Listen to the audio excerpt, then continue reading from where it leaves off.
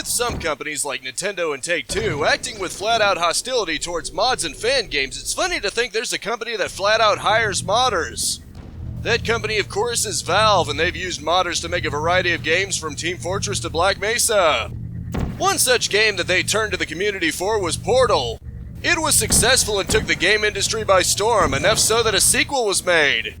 The question is the enjoyment of the original still alive, or is it the worn-out welcome guest we only want you gone? Find out as I review Portal 1 by Valve for the PC.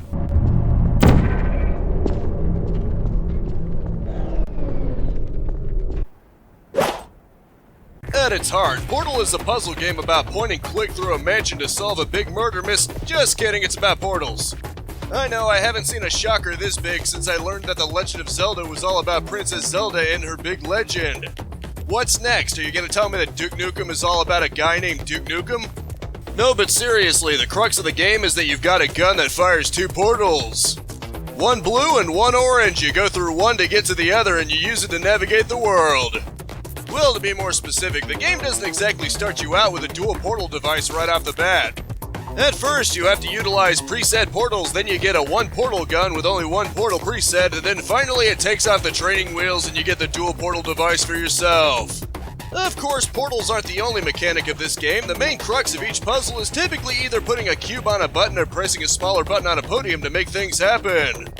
Your very first puzzle, if you don't count getting out of your glass box as a puzzle, is picking up a cube and putting it on a button. Soon enough, you're introduced to balls of light as a puzzle mechanic, and as you'd imagine, they aren't harmless. You're vaporized if you touch it, so you have to be careful. You just have to get them to the receivers to activate something, often a moving platform. As if that wasn't fun enough, pools of what can only be described as toxic sludge appear, adding further danger to the puzzles. Naturally, falling in would be quite deadly, and the game never has steps or anything leading out, so it's simply a game over. Up to this point, the dangers are pretty reasonable to avoid. A slow-moving plasma ball and some toxic sludge, but the game has another deadly card to play, and this one can attack at long range, the ever-so adorable and deadly turret. Armed with twin machine guns, they can and will open fire on you on sight, but at least your health regenerates, so just don't stay inside long enough to die. You can take the turrets out by knocking them over, at which point they'll freak out and become disabled, but I'd like to just force them into a corner if I can get away with it. If I'm feeling really sadistic, I'll knock one over and then let the other one stare at it, essentially staring at a lifeless corpse. You can even knock them into the goo or have plasma balls fry them if you so viciously desire. Late in the game, you also have a couple of rocket turrets to worry about. They can't be destroyed, but can be easily enough navigated around, and in both cases they're used. The idea is to trick them into shooting the rocket at something. The portal gun itself is pretty varying on its use since you can't just portal anywhere you want. You can only shoot a portal at white surfaces, so don't think you can just use it as a get-out-of-jail-free card to bypass anything you want. Perhaps the most interesting aspect is your momentum is completely maintained when you head through a portal, and that works when both going from horizontal to vertical and vice versa. Fall from a great height and you can shoot out like a rocket, which rest assured is the thing you will need to use. Thankfully though, Shell's leg braces prevent fall damage even if you're going at terminal velocity. While this is mostly a puzzle game with test chambers, you do end up facing a boss at the end of the game. It involves using portals to trick a robotic body into firing a turret rocket at itself, grabbing its cores and tossing them into an incinerator. Once that's done, the game is beaten. It may be a very short game, but it's also very charming. While the second game would go on to greatly expand both the scope and puzzle elements, it's the first one that started it all. Utilizing a concept that some indie developers worked on, it manages to be fairly easy but just puzzling enough to really make you think sometimes. Before you play any of the other Portal games, you definitely want to try this one out. Both because later entries are more complex and because they're significantly harder. It would hold the original to an unfair standard otherwise. Believe it or not, the puzzle game actually has a plot. Even though it's basic compared to later entries, it's still enough that I have to say spoiler warning. Timestamp for presentation, you accept full responsibility for spoilers from this on in, yada yada yada. Okay, we good? The cake is a lie.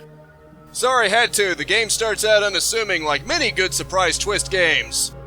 It's all about listening to an AI and completing tests to the best of your ability.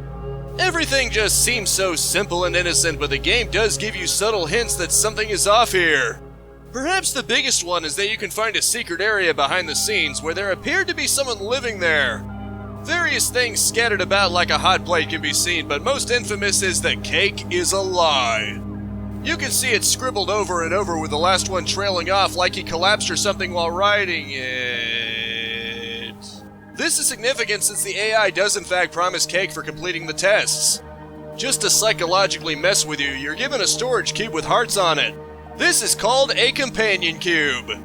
It serves basically the same exact purpose as all the other cubes, but the game treats this one as your companion and you take it with you for a short while. Just as you're starting to get used to it and maybe even thinking about marrying it and having kids together, you're forced to incinerate it. Of course, the real intentions are made perfectly clear when you yourself are down the line to get roasted yourself. Fortunately, they were stupid enough to have portal services on the sides of the incinerator so you can escape. The AI, also known as GLaDOS, suffers a breakdown of sorts and is trying to get you to come back.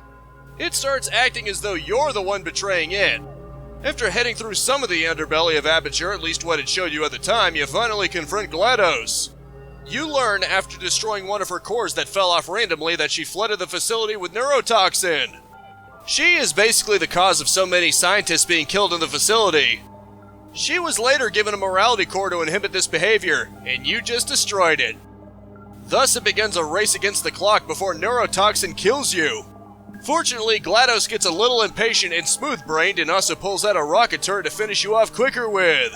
You have to redirect it at her and grab her Curiosity, Intelligent, and Anger cores respectively and then burn each one of them. With presumably the source of her anger now gone, GLaDOS starts breaking apart and you end up in a parking lot.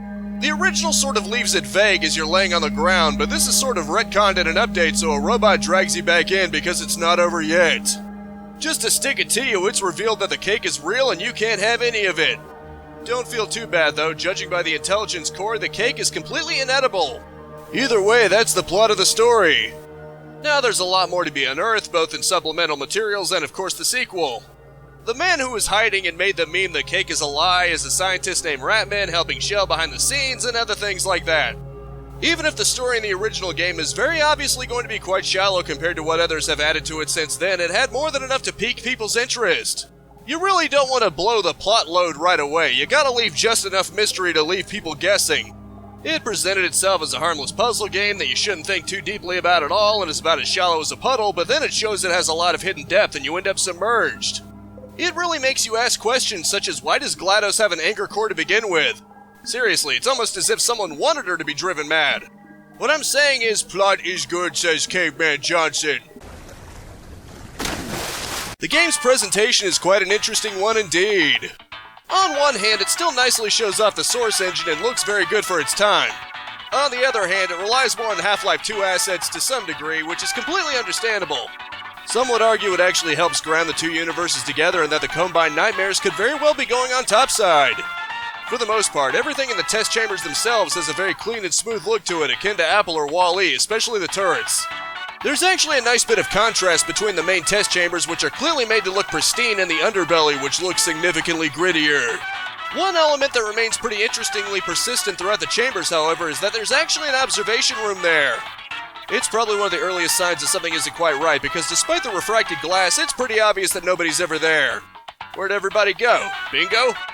The whole place is essentially devoid of life, with the exception of Chell herself. Being able to see Chell's entire body through the portals is a nice touch though, and the game by default seems to render 8 portals within portals before the next one is a solid piece. This is really something you'd only notice back to back, and even then Chell would make it pretty difficult to see through. Of course, the strongest and most memorable part of the presentation might just be the voice acting. The illustrious Ellen McLean is the real MVP in that regard, voicing not only GLaDOS herself, but the turrets as well as Curiosity and Intelligence cores. GLaDOS is relatively monotone throughout the game, sort of like a feminine take on Hal, but she suddenly becomes much more expressive near the end of the boss fight. Obliterating that certain core fittingly drops the monotone voice as if it was restricting her tone of voice too. When that restriction is removed, she sounds so much more sinister, and it's a tone she'd go on to do throughout Portal 2. Turrets managed to be cute and super deadly, and I must say this, I felt much worse about incinerating the Curiosity core than the Companion Cube because it's a bundle of adorableness. The Intelligence core just lists off ingredients, presumably for the cake, and is fittingly disturbing. Basically, the limited amount of voice acting is a real treat, and this is a treat that isn't filled with fish-shaped solid waste either. The soundtrack is fittingly full of techno-sounding music to match the testing facility full of mostly malicious AI units. Noteworthy, however, is that one of the first things you hear is a catchy tune on a radio in the bedchamber you start out in.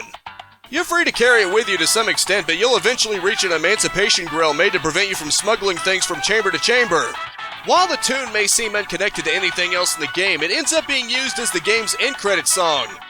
The very beautiful song called Still Alive, where GLaDOS tries to assure you that she's still very much alive and even happy that you burned her cores. Of course, it very much comes across like she's in denial of the whole thing, but that goes along with the more tragic nature of the song and the game itself. Between that and the excellent voice acting in general, Portal is pure ear candy through and through. All in all, the presentation is quite good given what they had to work with. It doesn't have anywhere near the budget of Portal 2, it's more or less a testing ground and it still holds up just fine. If anything, the stronger connection to Half-Life 2 with its art assets just means it fits in better with the universe. Given the Borealis, that would be a major plot point in both Portal 2 and Half-Life 2, it works out quite well for the plot. It's a treat on the eyes and ears, and even now holds up better than you may think. Despite the Source Engine flaws, notably the loading times after every test chamber, it still shines through just fine.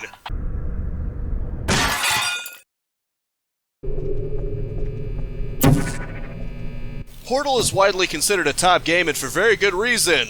I'd compare it to Zelda Ocarina of Time, because even though Majora's Mask arguably expanded upon things as an enhanced sequel, you have to give credit and respect to the one that pioneered it. Portal 2 may have expanded on things greatly and added the hilarious Wheatley, but let's not forget the original that first started the concept of puzzle game turned on its head. You wouldn't expect it to have such a good narration or a series of twists, but it more than delivers, and you simply must try it if you somehow haven't done so already. This has been my review of Portal 1, thank you so much for tuning in with me. I've got a Zelda Skyward Sword HD livestream tomorrow at 4:30 PM and Let's Plays every day at 10 AM and 2 PM, all Eastern Standard Time of course. You can always subscribe and hit the bell icon if you want to keep notified. A like always helps, but I just hope you enjoyed this review, and that is it for now. Thank you so much for tuning in with me. Have a nice and pleasant day. Oh yeah, and also capitalize on life. Should never forget that part.